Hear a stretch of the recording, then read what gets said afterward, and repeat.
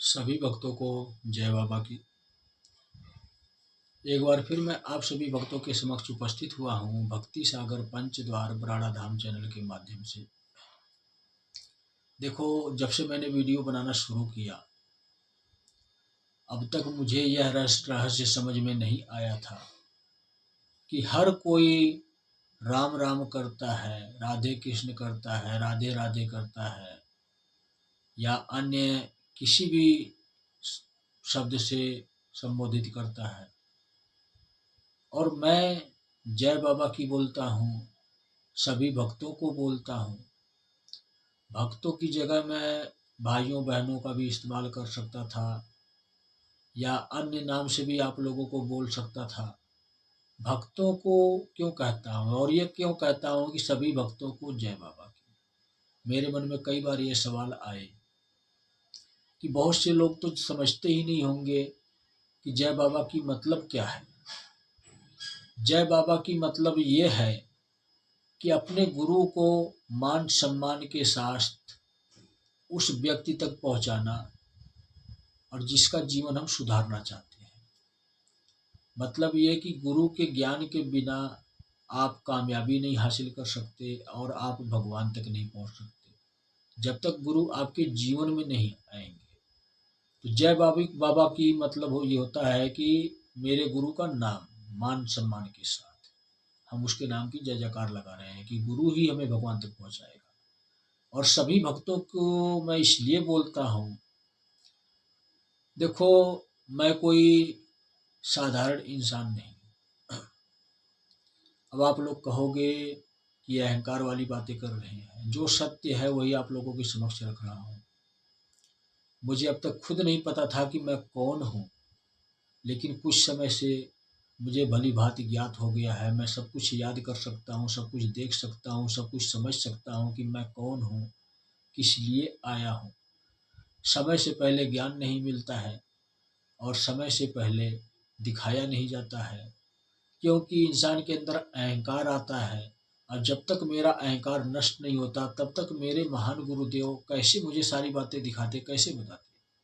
अगर उन्होंने सब कुछ सत्य मेरे सामने रख दिया कि देख तू इसलिए आया है, ये कार्य करने के लिए आया, ऐसे ऐसे करेगा, तो कहने का मतलब ये कि मैं अपना कर्म त्याग देता, जो मुझे भक्ति करनी, जो मुझे अन्य प्रक्रिया सीखनी है समाज से, ये सब त्याग देता, मैं अहंकारी पुरुष बन जाता कि मैं तो भगवान हूँ। तो सारी प्रक्रिया पूर्ण होने के बाद मुझे पता लगा कि मैं कौन हूँ, और मैं वो हूँ जो युग परिवर्तन करेंगे, जो मानव परिवर्तन करेंगे, जो एक नए युग का निर्माण करेंगे। नया युग इसलिए कह रहा हूँ नए युग का कि सतयुग तो वही पुराना युग है। पुराने युग का नियम चलेगा, सिखाया जाएगा इस नए युग में, और इस नए युग का नाम होगा शिव युग। तो मैं वो हूँ। अब आप लोग समझो कि मैं कौन हूँ, मैं कल्कि हूँ या कौन हूँ।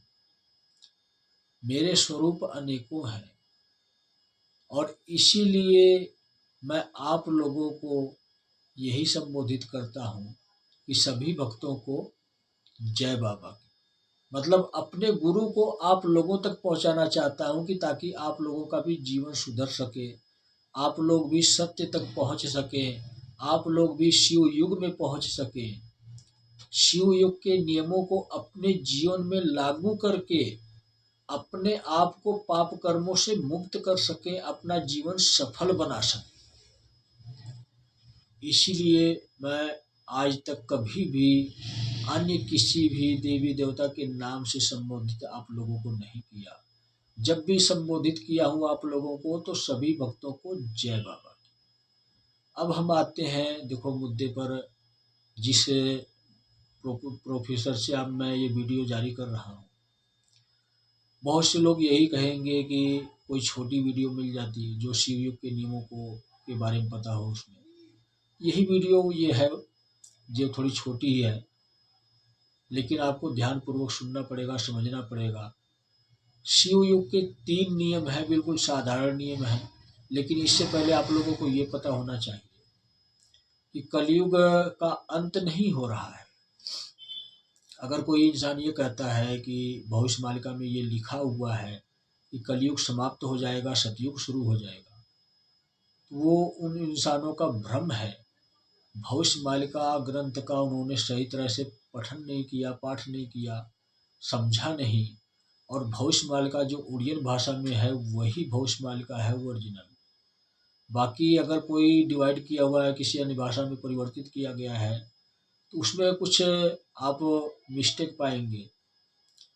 कुछ कुछ बातें सत्य है, कुछ कुछ बातें असत्य भी हैं भविष्य मालिका में। असत्य हम इंसानों ने बनाया है, क्योंकि भविष्य मालिका आज की नहीं लिखी हुई है। जैसे जैसे नवी किताब बनती गई, बदलती गई, उसमें कुछ ना कुछ सुधार करने वाले करते गए, इसलिए भविष्य मालिका भी कुछ परसेंट तक गलत होती गई। तो 100% सत्य आपको भविष्य मालिका में नहीं मिलेगा। उड़ियन भाषा में ज़्यादा से ज़्यादा प्रतिशत में आपको सत्य ही मिलेगा।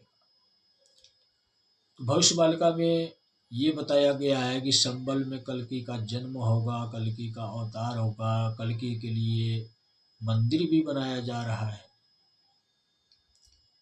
तो कोई भी इस भ्रम में ना रहे कि संभल में कल्कि आएंगे, किसी ब्राह्मण के घर आएंगे, ब्राह्मण गरीब होगा। कल्कि स्वयं में खुद ब्राह्मण है, क्योंकि अब की बार शिव आए हैं, ब्रह्मा आए हैं, विष्णु आए हैं, महेश आए हैं, मतलब शिव के तीनों स्वरूप आए हैं।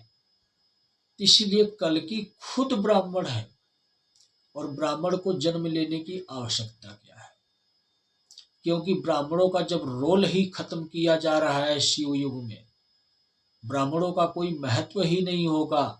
आने वाले समय में सभी इंसान ज्ञानी पुरुष होंगे, सभी स्त्री ज्ञानी पुरुष होंगी।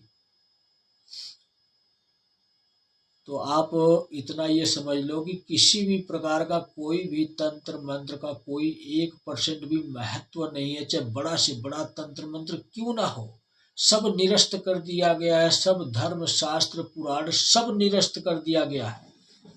दीपावली की 2025 की दीपावली वाले दिन अर्धरात्रि 12 बजे ये नियम लागू हो चुका है। ना तो किसी भी देवी देवता का कोई महत्व रह गया है, ना उनकी पूजा होनी है शिव युग में, ना किसी धर्म शास्त्र का कोई महत्व रह गया है, ना उसका अध्ययन पाठ होगा शिव युग में। महत्व है तो सिर्फ स्वयं की भक्ति की, और वो भी ओम नमः शिवाय की भक्ति की। ओम नमः शिवाय की भक्ति होगी, शिवलिंग के माध्यम से होगी, शिव के नाम से यज्ञ किया जाएगा। महीने में एक यज्ञ अनिवार्य है। अपने जीवन के पाप कर्मों से मुक्त होना चाहते हो तो आपको एक यज्ञ महीने में शिव के नाम का करना होगा। 15 से 20 मिनट, 25 मिनट या लास्ट आधा पौना घंटा ही लगेगा, इससे फालतू नहीं लगेगा। सही तरीके से आप करोगे तो 21 मिनट में आपका यज्ञ पूर्ण हो जाएगा।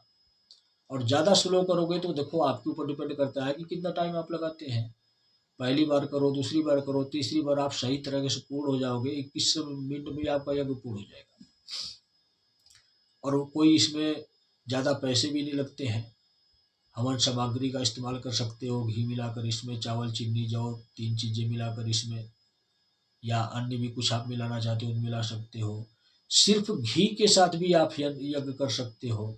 फिलहाल में आपके पास जो भी घी है, चाहे कहते हैं ना कि आर्टिफिशियल, आजकल डुप्लीकेट ही तो सब कुछ है। ओरिजिनल इंसान जब नहीं रह गया तो सामान कहाँ से रह जाएगा ओरिजिनल। तो आप अपने मन को ओरिजिनल बनाओ, अपनी आत्मा को ओरिजिनल बनाओ। सामान से आप क्या लेते हो, इस दुनिया में जैसा सामान मिले वैसा सामान ही इस्तेमाल करो। अगर आपके पास पैसे हैं देसी घी के लिए तो देसी घी में हवन करो, नहीं है तो तिल के तेल में करो, सरसों के तेल में करो, या अन्य साधारण घी में करो। बस ये आपको विश्वास होना चाहिए कि इस लिक्विड में, इस तेल में या इस सामग्री में कोई चर्बी या अन्य चीज़ों का इस्तेमाल ना हो, किसी पशु का या किसी भी चीज़ का, मतलब ये सब चीज़ें ना हो। शुद्ध होना चाहिए। आप हवन करो मन के भाव से, आप शुद्ध होकर मन की संतुष्टि के लिए जब आप हवन करोगे तो आपका मन संतुष्ट नहीं होगा। आपके मन के मंदिर में जो भगवान बैठे हैं वो संतुष्ट होंगे, वो खुश होंगे, वो प्रसन्न होंगे। जब वो प्रसन्न होंगे तो आपके जीवन में प्रसन्नता आएगी, आपके परिवार में प्रसन्नता आएगी। और इसमें भी थोड़ा सा आप लोगों को हिंट के स्वरूप में मैं बताना चाहता हूँ। इस पृथ्वी पर कोई भी इंसान हो, आपको अगर कहता है कि ये इंसान फ्रॉड है, इसकी बात ना मानना, तुम ये जाप करो, वो जाप करो, मैं ये मंत्र देता हूँ, इस मंत्र से आपकी सुरक्षा होगी, आप ये पाठ करो, तो मैं संकेत स्वरूप में आप लोगों को बता दिया हूँ कि किसी भी धर्म शास्त्र पुराण ग्रंथ का या किसी भी देवी देवता का कोई महत्व नहीं है। कोई भी आपके प्राणों की सुरक्षा नहीं करेगा। जब नाम ही शिव युग है, कल्कि का कार्य किया जा रहा है, कल्कि का कार्य चल रहा है, मतलब ये कली राक्षस के को वध करने के लिए एक युद्ध चल रहा है, प्लानिंग चल रही है, सारी कार्य प्रणाली शुरू हो गई है, कार्य करने वाले कार्य कर रहे हैं। तो शिव युग को लागू करने के लिए जो भी बाधा बनेगा, चाहे देवी देवता हो चाहे राक्षस हो, कोई भी बख्शा नहीं जाएगा, सबको सजा मिलेगी। तो हम लोग तो एक इंसान है, पृथ्वी पे रहने वाले इंसान हैं। अगर हम भी गलती करेंगे, आज सत्य हमारे सामने आने के बाद भी हम उसको स्वीकार नहीं करेंगे, इस भ्रम के माया जाल में पड़े रहेंगे कि पृथ्वी लोक के देवी देवता बचाएंगे, धर्म गुरु बचाएंगे, जो सांसारिक धर्म गुरु है, जो कथावाचक है, मंडलेश्वर है या फलाना ढिमकाना, जो मर्जी समझो, हिंदू मुस्लिम सिख ईसाई कोई भी हो, तो कोई भी बचाने वाला नहीं। जब भी बचाएंगे तो शिव बचाएंगे, मैं भी नहीं आपको बचा सकता। अगर आप मेरे पास फोन करो, मेरे आकर पैरों में पड़ जाओ, तो बुरे कर्म आप किए हो तो बुरे कर्मों की सजा तो मिलेगी ही मिलेगी, मैं भी नहीं बचा सकता। इसीलिए तो बार बार मैं कहता हूँ कि सत्य को पहचानो, शिव युग के 3 नियमों का पालन करो। आपको किसी भी देवी देवता की आवश्यकता नहीं है। वो समय चला गया जब मैं ही देवी देवताओं की सही तरीके की भक्ति बताया करता था। वीडियो भी आपको चैनल पे मिलेगी, अन्य देवी देवताओं की भी, उनको प्रसन्न करने के लिए अनेकों तरीके भी बताए हैं। लेकिन वो सब 2028 के बाद बिल्कुल विफल है। बिल्कुल विफल का मतलब ये कि 2028 की जुलाई की गुरु पूर्णिमा के बाद सख्त निर्देश दे दिया जाएगा, इस पृथ्वी पर जितने भी काल पुरुष की सेना के अदृश्य शक्तियां हैं, उन सबको आदेश दे दिया जाएगा कि अब हर एक इंसान के अंदर प्रवेश करो और उनके मन को टटोलो, ये क्या क्या करते हैं, और इनका हिसाब किताब बनाकर मुझे दो, काल पुरुष को दो, ताकि काल पुरुष उस इंसान को दंड दे सके। तो अगर कोई बचेगा तो किसी भी देवी देवता की शक्तियों से, तो 2000 जुलाई की गुरु पूर्णिमा तक ही बचा सकता है। जैसे ही पूर्णिमा की रात आएगी, रात्रि 12 बजेगी, उसके बाद माफी 1% भी किसी भी इंसान को नहीं मिलने वाली, क्योंकि जुलाई की 2028 की जुलाई गुरु पूर्णिमा के बाद जो समय शुरू होगा, तो वही आखिरी चरण होगा और ये चलेगा 1 साल तक। इस आखिरी चरण में हर प्रकार की सुख सुविधा नष्ट कर दी जाएगी। उसी हिसाब से एक नई दुनिया का निर्माण होगा, नया नियम लागू होगा, पूरी दुनिया में एक नियम लागू होगा, एक गुरु होंगे, एक भगवान होंगे, ना कोई हिंदू मुस्लिम सिख ईसाई होंगे तो पृथ्वी पर सभी इंसान होंगे। हर एक इंसान के अंदर इंसानियत होगी। इस प्रक्रिया से युग परिवर्तन का कार्य चल रहा है। तो संकेत स्वरूप में मैं आप लोगों को यही समझाना चाहूँगा, यही कहना चाहूँगा कि अब ना भ्रमित हो, अब ना भटको, अब किसी की बातों में ना आओ, चाहे वो ब्राह्मण हो, चाहे वो शास्त्री हो, चाहे वो कथावाचक हो, चाहे वो धर्मगुरु हो, चाहे वो दरबार लगाने वाले हो, चाहे वो मंडलेश्वर हो, किसी भी प्रक्रिया के इंसान क्यों ना हो।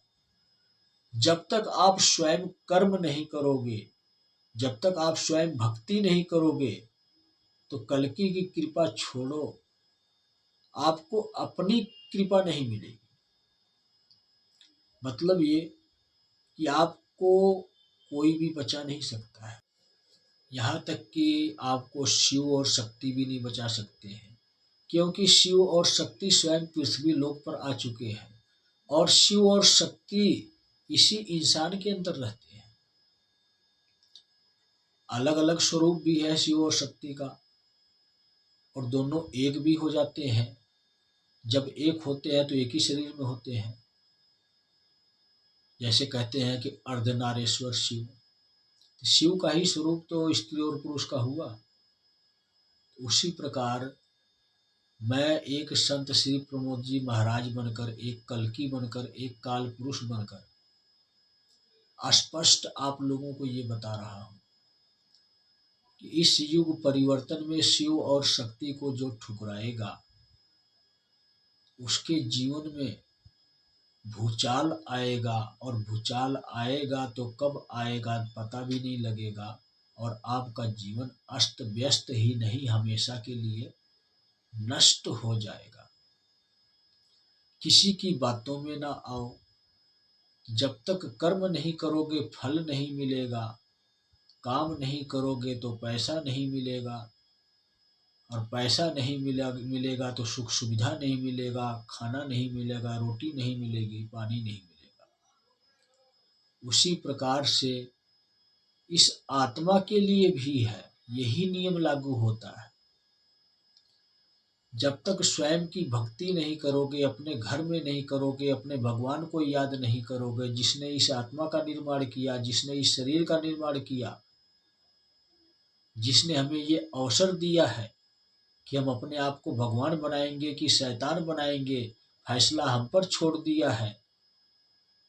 तो शैतान अगर हम बनते हैं तो उसके लिए खतरा है, शिव के लिए खतरा है। इसलिए खतरा आने से पहले ही शिव उसे भस्म कर देते हैं, खतरा पैदा ही नहीं होने देते हैं। तो हम इंसान राक्षस ना बन जाएं, इसलिए शिव का कार्य चल रहा है, शिव का संदेश आ रहा है, अनेकों स्वरूप में आ रहा है, पूरी दुनिया में जा रहा है। पहचानने वाला पहचान रहा है, जो नहीं पहचान रहा है वह इस दुनिया से जा रहा है। कहाँ जा रहा है? नरक लोक में रहेगा, पृथ्वी पर उसके जीवन का अंत कर दिया जाएगा, उसको पीड़ा दी जाएगी, कष्ट दिया जाएगा, तड़फाया जाएगा, उसकी आत्मा को बार बार वॉशिंग किया जाएगा। कहाँ कहाँ से वॉशिंग किया जाएगा कुछ भी आप समझ नहीं सकते हो। अग्नि से, खौलते तेल से या अन्य प्रक्रिया से। जो जो वस्तुएं हमारे जीवन में होती है इस धरती पर, इस आत्मा के साथ भी वही आभास जाता है। इसी जीवन काल का आभास मरने के बाद उस आत्मा के साथ होता है। तो वैसी वैसी प्रक्रिया करवाई जाती है, ये हमें दिखाई देती है, वो प्रक्रिया हमें दिखाई नहीं देती है। इसलिए वो एक रहस्य है, क्योंकि अदृश्य शक्ति को हम आभास कर सकते हैं, मन में आकार दे सकते हैं, उसको साकार नहीं कर सकते। वो चीज उपस्थित नहीं कर सकते जो हमने अपने मन में, अपने मन मस्तिष्क में देखा। अदृश्य शक्ति का स्वरूप या अन्य कोई भी कार्य प्रणाली। तो इसीलिए जो हम अपने हाथों से करते हैं, इसको हम देखते हैं, सबूत के दौर पर रख सकते हैं, लेकिन आध्यात्म की शक्ति ना कोई पहचान सकता है, ना कोई बता सकता है, ना कोई प्रमाणित कर सकता है। प्रमाणित करने का मतलब होता है कि सामने उपस्थित करके दिखाना। तो मेरा कहने का तात्पर्य यही है, इसे आप सत्य मानो या झूठ मानो, इच्छा आपकी है। मैं तो सिर्फ इतना कहूँगा कि युग परिवर्तन चल रहा है। इस युग परिवर्तन में कहीं आपके प्राण चले ना जाएं, इससे पहले शिव युग के नियम की वीडियो चैनल पर ढूंढो कि शिव युग के कौन कौन से नियम हैं। उस नियम का पालन करो और अपने जीवन की सुरक्षा करो, अपने परिवार की सुरक्षा करो। अगर नहीं करोगे तो आप भी चले जाओगे पृथ्वी लोक से नरक लोक में। आपकी मृत्यु हो जाएगी, आपको कोई नहीं बचा पाएगा। यही आपके जीवन का सत्य है। तो मेरी सलाह मानो, कल्कि की पूजा पाठ भक्ति छोड़ो कल्कि की कोई भी पूजा पाठ भक्ति नहीं करेगा कोई भी इंसान, इतना याद रखे। जो इंसान कल्कि की पूजा करेगा वो महापापी कहलाएगा। क्यों कहलाएगा, आज मैं बताता हूं आप लोगों को। आप ये सोच रहे हो कि मैं कल्कि की पूजा करूंगा, भक्ति करूंगा तो मेरा बेड़ा पार हो जाएगा, कल्कि मेरा उद्धार कर देंगे। कल्कि कलंक को मिटाने आए हैं। कलंक कहाँ है, कल्कि के ऊपर कोई कलंक नहीं है। इस समाज में कलंक है, ये समाज कलंकित हो चुका है।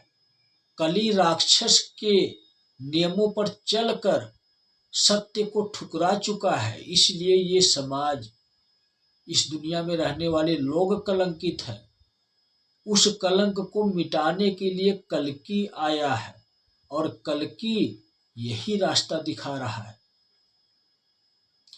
कि मैं जहां से आया हूं, जिस शिव के अंदर से मैं आया हूं, मतलब जिस शिव के अंदर से विष्णु आए हैं, जिस शिव के अंदर से ब्रह्मा आए हैं, आज मैं खुद विष्णु और ब्रह्मा शिव में जा रहे हैं, शिवमय होने जा रहे हैं, शिव में से पवित्र होकर दोबारा उपस्थित होंगे इस ब्रह्मांड में। तो आप लोगों के माथे से कलंकों को मिटाने कल्कि आए हैं। आप मोह माया के जाल में फंसे हुए हो, इस दुनिया के देवी देवताओं के चक्कर में फंसे हुए हो, इस दुनिया के धर्म गुरुओं के चक्कर में फंसे हुए हो, इस धार्मिक संस्थाओं के चक्कर में फंसे हुए हो, हिंदू मुस्लिम सिख ईसाई के चक्कर में फंसे हुए हो। आपका जीवन ही घन चक्कर बन गया है। आपको तो समझ में ही नहीं आता है कि मेरा भगवान है कौन, मेरे माँ बाप हैं कौन। असली माँ बाप, असली भगवान शिव और शक्ति है। लक्ष्मी हो, सरस्वती हो, पार्वती हो, शक्ति के ही स्वरूप है। ब्रह्मा हो, विष्णु हो, महेश हो, शिव के ही प्रतिरूप है। तो इतना आप समझो कि जब शिव और शक्ति से उनके तीन मूल रूप, स्त्रीलिंग, पुरुष लिंग, शक्ति उपस्थित हुए इस पृथ्वी लोक पर इंसानों की सुरक्षा के लिए, और आज वही शक्ति, वही विष्णु असमर्थ रहे इस युग को बदलने में, क्योंकि राक्षस राक्षस होता है। जब शिव ने देवता बनाया है तो शिव ने ही राक्षस भी बनाया है। राक्षसों की कितनी ताकत है, कितनी पावर है, वो शिव जानते हैं, भली भांति जानते हैं। किस राक्षस को कैसे मारना है, कब मारना है, वो भी स्वयं जानते हैं। और आज जब पूरे इंसान एक राक्षस शक्ति की भक्ति करता है, देवी देवताओं को माध्यम बनाकर, बलि दे की प्रथा के माध्यम से या अन्य प्रथा के माध्यम से, वो शक्ति जो मिलती है देवी देवताओं की मिलती है इंसानों को। लेकिन आप प्रक्रिया क्या अपना रहे हो, राक्षसी प्रक्रिया अपना रहे हो। तंत्र मंत्र की साधना, अनेकों प्रकार की प्रक्रिया, ये भक्ति कली राक्षस की हो रही है। देवी देवता मजबूर हैं आपका कार्य करने के लिए, क्योंकि आपने उनकी भक्ति की है। लेकिन भक्ति आपने की है गलत प्रक्रिया से, कलयुग की प्रक्रिया से, कली राक्षस की प्रक्रिया से। अनेकों प्रक्रिया इसमें आती है, तंत्र मंत्र यंत्र, पता नहीं कितने फलाना निमकाना इतने आते हैं कि क्या क्या कहें, क्या क्या लोगों ने बना दिया है, उल्टे सीधे काम करना सिखा दिया है इस पूरे समाज को। तो हम एक राक्षस की भक्ति कर रहे हैं, देवी देवता का तो नाम ले रहे हैं सिर्फ। यही हमारे माथे पर बहुत बड़ा कलंक है कि हम उस देवी देवता की भक्ति अपने घर में नहीं करते हैं, उसके नाम का जप नहीं करते हैं। अगर हम उस देवी देवता के नाम का जप अपने घर में करते एक आध्यात्म का गुरु बनाकर, तो हम सफल होते, उस देवी देवता की शक्ति भी पाते, उस देवी देवता में हम विलीन भी हो सकते थे, मतलब हमें मुक्ति भी मिल सकती थी। लेकिन हमने अपने जीवन में इतने प्रकार के तंत्र मंत्र की प्रक्रिया का उपयोग किया है, इस कलयुग में एक से एक मंत्र बने, ऐसे ऐसे अच्छे खराब खतरनाक ऐसे ऐसे मंत्र हैं कि पूछो ना, बहुत ही तीव्रता से काम करते हैं, मिनटों सेकंडों में किसी के प्राण भी ले सकते हैं। तो क्या देवी देवता के मंत्र प्राण लेने के लिए होते हैं? कोई ये मुझे बताएगा? असली मंत्र वो होता है जो हमें जीवन दान दे। और आज देवी देवताओं के मंत्र से ही लोग दूसरों का प्राण छीन लेते हैं। तो इंसानों का जीवन कहते हैं ना कि बेकार कौन करेगा, राक्षस ही करेगा। तो आप लोगों ने नाम जप नहीं किया है देवी देवताओं का, स्वयं की भक्ति अपने घर में नहीं की है, तंत्र मंत्र का जीवन अपनाया है, चमत्कार देखना चाहा है, तो कलयुग ने आप लोगों को चमत्कार दिखाया है, देवी देवताओं के माध्यम से दिखाया है, लेकिन पूजा कली राक्षस की हुई है। यही आपके माथे पर कलंक है कि आपने मूल रूप में जो स्वरूप में देवी देवता है, जो शुद्ध देवी देवता है, आप लोगों ने उनका परित्याग किया और कलयुगी शक्तियां जो है देवी देवता के स्वरूप में जो कलयुग के अधीन चल रही है, जो कली राक्षस के अधीन चल रही हैं, उन शक्तियों का आपने अपने जीवन में स्थान दिया। तो यही आपके नाम माथे पर कलंक है कि आप किसी भी देवी देवता की भक्ति सही तरीके से नहीं किए हो। कलयुग के नियमों के आधार पर, कली राक्षस के द्वारा जो नियम बनाए गए हैं उसके आधार पर आपने भक्ति की, इसलिए कली राक्षस की भक्ति की है। आपके माथे से ये कलंक मिटाने के लिए कल्कि आया है। इसीलिए कहते हैं निष्कलंक अवतार कल्कि अवतार। ये ज्ञान क्या आप लोगों को भविष्यवाणी में मिलेगा? यही आपके जीवन का सत्य है। तो कोई रूल कोई नियम नहीं, हमें कर्म करना पड़ेगा, चाहे आप हो या मैं हूं। जिस लिए मैं आया हूं मुझे वो कर्म करना है, और जिस लिए आप आए हो आपको वो कर्म करने हैं। मैं जो कार्य करने आया हूं मैं वो काम करूंगा, आप जो कार्य करने आए हो आप वो कार्य करोगे, और नहीं करोगे तो जबरदस्ती करवाऊंगा। जीते जी नहीं करोगे तो मरने के बाद करवाऊंगा। मतलब समझ जाओ, जो इंसान मेरी बातों को ठुकरा दिया, मेरे आदेशों को ठुकरा दिया, तो मैं उसको ठुकरा देता हूं। जब उसको ठुकराता हूं तो जीवन जो आपका शरीर है, शरीर को ठुकराता हूं, आत्मा को तो साथ लेकर आता हूं ना। आपका शरीर मर जाएगा, मृत्यु हो जाएगा, इसी मिट्टी में मिल जाएगा, और आपकी आत्मा को ले आऊंगा, वॉशिंग करूंगा, सफाई करूंगा और शिव को समर्पित कर दूंगा। और मेरी वॉशिंग करना, सफाई करना का मतलब ये ना समझना आप लोग कि अधर्म किए हो तो शैम्पू साबुन लगा के नहला दिया, सजा देना। और जब तक शिव युग चलेगा तब तक मेरा राज चलेगा, कल्कि का राज चलेगा, और कल्कि की पूजा वर्जित है पूरे शिव युग में। इतना आप समझ लो।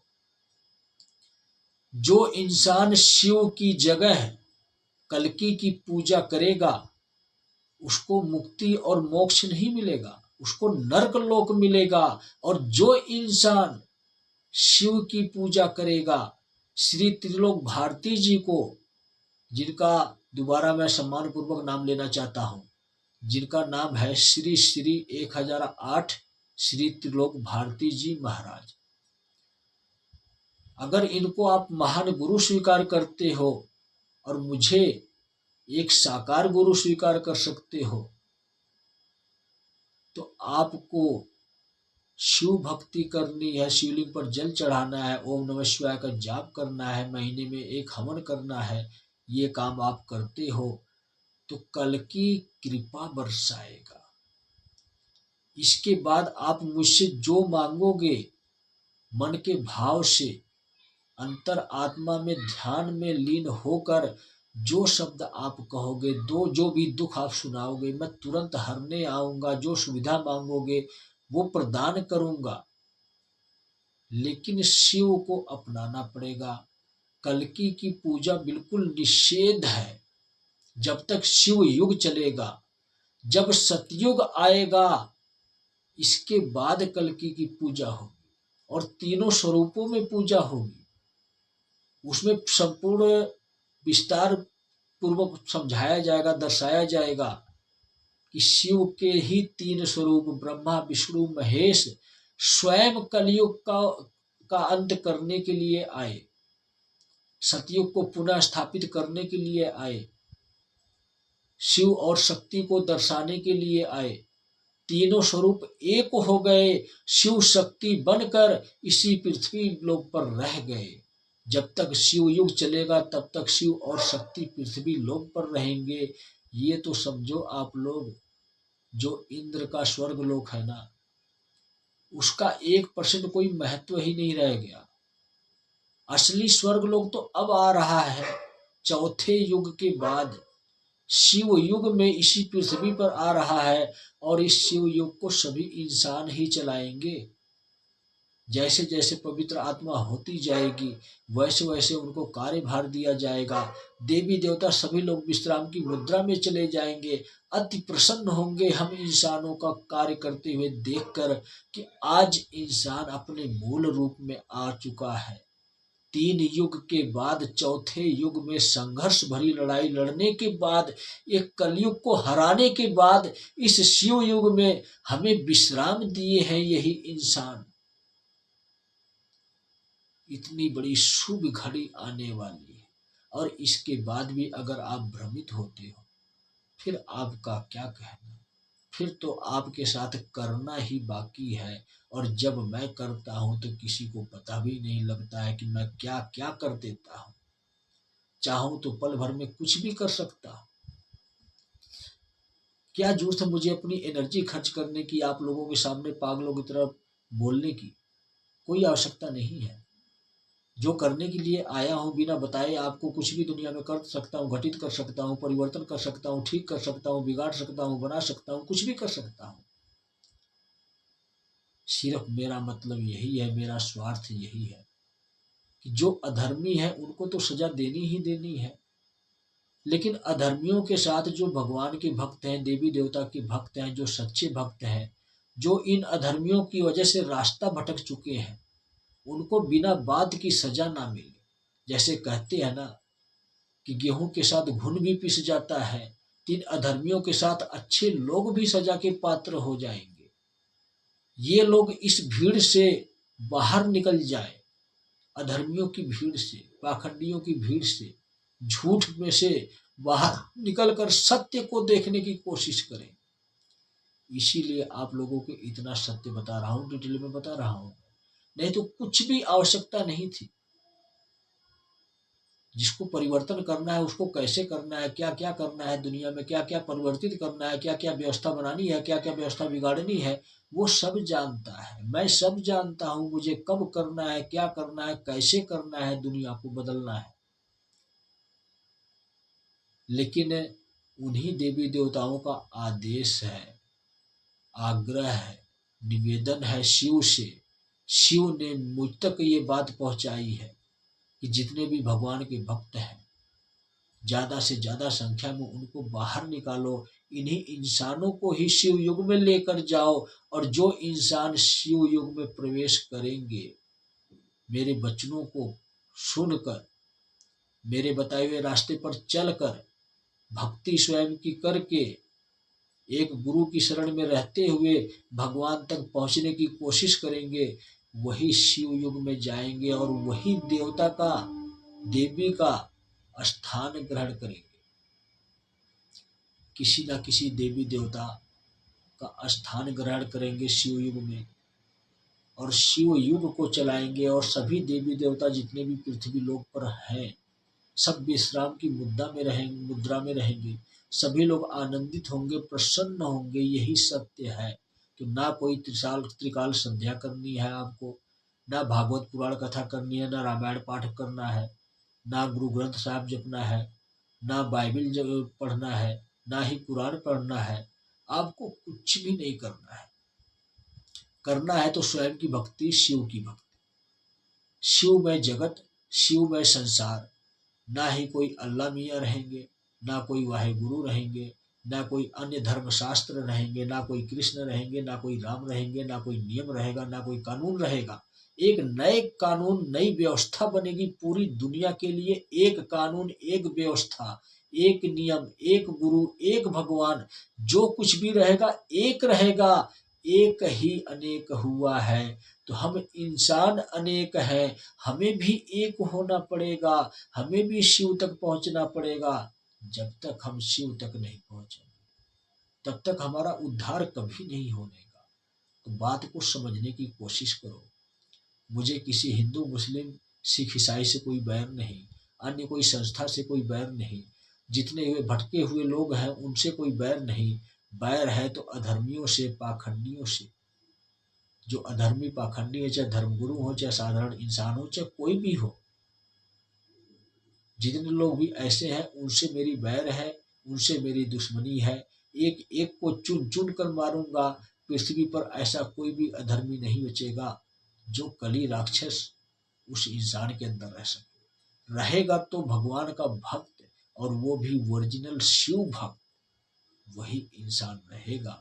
तो सोचो, समझो, विचार करो, मंथन करो। आप खुद समझदार हो। क्या समझते हो? सत्य समझते हो या झूठ समझते हो? अगर झूठ समझते हो तो आपका जीवन भी झूठा जीवन है। ये कभी किसी को दिखाई नहीं देगा, क्योंकि आप ही पृथ्वी पर नहीं रहोगे, आपकी ही मृत्यु हो जाएगी। तो जीवन आपका झूठा जीवन है। सत्य जीवन तो शिव है। शिव की शरण में चले जाओ, आपका जीवन भी सत्य रहेगा, प्रमाणित होगा। युग परिवर्तन के बाद भी आपका जीवन बचा रहेगा, लोगों को आप दिखाई दोगे। तो सत्य ही दिखाई देता है, झूठ कभी दिखाई नहीं देता। झूठी दुनिया में रहोगे तो आपका जीवन का अंत हो जाएगा। बिन बात के ही गेहूं के साथ घुन भी पिस जाएगा। तो समझो बातों को, सब आटा ही आटा। तो इसीलिए मैं सारे मुहावरे, सारी बातें समझा रहा हूँ, इतना बोल रहा हूँ। क्यों बोल रहा हूँ? भटके हुए को सही मार्ग पर ले आने के लिए। या आने की इच्छा है या नहीं इच्छा है, वो आप लोग निर्धारण करो। हमने तो बता दिया, हमने तो सुना दिया, हमने तो समझा दिया। समझो या ना समझो, शिव सत्य है या असत्य सत्य है। असत्य है कल्कि, असत्य है काल पुरुष, असत्य है संत श्री प्रमोद जी महाराज। क्यों असत्य है? क्योंकि सत्य सिर्फ शिव है। ये तीनों स्वरूप जो आए हैं युग परिवर्तन करने के लिए, सतयुग के बाद इनका कोई रोल नहीं बचेगा। अब का कर्म किया हुआ सतयुग में इन तीनों स्वरूपों की पूजा होगी। सतयुग के बाद त्रेता युग आएगा तो इनका रोल खत्म हो जाएगा। पूजा करते रहो, पाखंड में जीते रहो, कोई रोल नहीं रहेगा।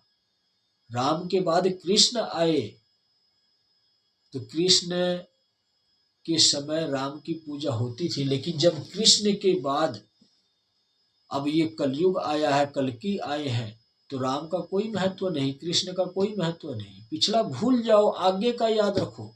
आगे शिव मिलेंगे।